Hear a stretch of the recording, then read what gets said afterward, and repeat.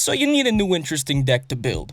Here are 3 deck ideas to get you started on today's Concept Corner. First up at the helm of our trifecta of tactics is Garna the Bloodflame. Garna is 3 a black and a red for a 3/3 with flash. When Garna enters the battlefield, return to your hand all creature cards in your graveyard that were put there this turn. Other creatures you control have haste. Let's get into how we could build around her. The obvious most powerful part about her is her second enter the battlefield trigger and the fact you can flash it in. Being able to return a full grip of creatures that died this turn is powerful, but hard to pull off a useful play with, as Garna is going to cost 5+ mana. You won't have much access mana to continue interacting. This is probably where most people decide she's better in the deck than as the commander, but we push forward.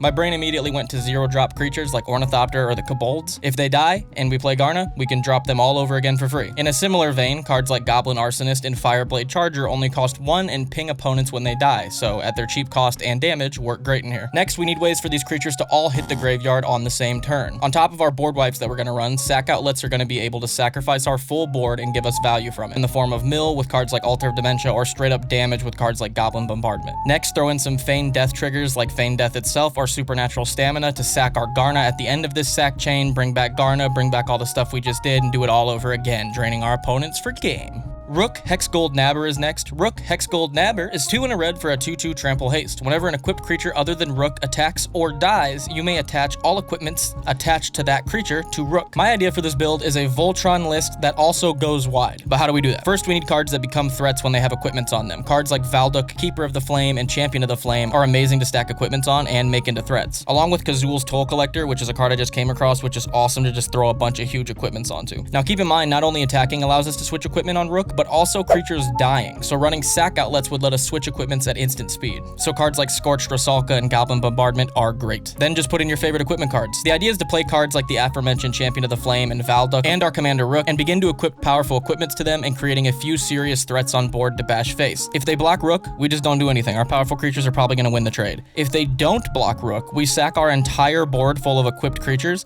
All the equipments go onto Rook. We follow it up with a Teamer Battle Rage or a Raking Claws or any instant speed double strike giver and commander damage, one-shot them out of nowhere. And if that doesn't work, you just bash face with all your huge equipped creatures. Finally, we've got Wrath Weatherlight Stalwart. Wrath is a white and a blue for a 1/2. Whenever you cast an instant or sorcery spell, you may tap 2 untapped creatures you control. If you do, draw a card. 3 and a white, creatures you control get +1/+1 and gain Vigilance. At first, this seems like a token deck. Whenever you cast an instant or sorcery spell, you can tap 2 of your untapped creature tokens, draw a card. 3 and 2 white, buff up all your tokens, give them Vigilance. And while yes, token cards are really good in this deck, may I introduce you to the untap mechanic from the Lorwyn block, able to untap themselves to activate an ability. So if we have Silkbind Fairy and Pure Sight Marrow in play, we can cast an instant or sorcery, tap them to draw a card with our Wrath, untap them using their abilities to either do it again or just have them up for blockers.